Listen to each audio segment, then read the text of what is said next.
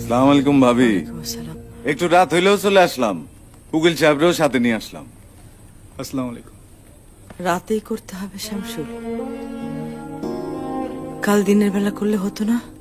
ভাবি, বিষয় সম্পত্তির কাজ যত তাড়াতাড়ি হয় ততই ভালো। তাছাড়া বড় ভাইয়ের বাড়ির ব্যাপার, এটা ঝুলে রাখি কেমনে? কি কস? বসেন। অগবস অবশ্যই পরে আপনি সাইন করেন।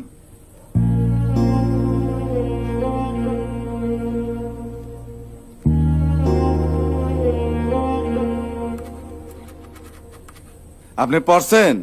পরে আর কি হবে, সাইন কর জিনিয়া।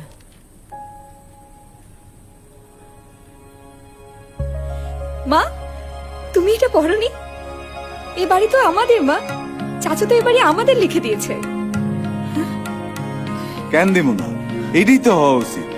আব্বা মারা যাওয়ার পর তোর বাপ, আমার ভাই সহায় সম্পত্তি সবকিছু দেখছে।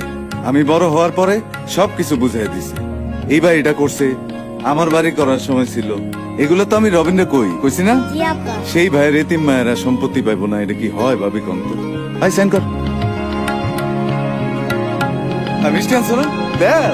এই গল্প সাধারণত ঘটে। বাংলাদেশের অধিকাংশ নারী স্থাবর সম্পত্তিতে তাদের অধিকার পায় না, অথচ হওয়া উচিত এই গল্পের মতোই। এই নারী দিবসে আসুন, নারী পুরুষের সমতার শপথ নেই, তাহলে দেশটা হবে সুন্দর ও নিরাপদ।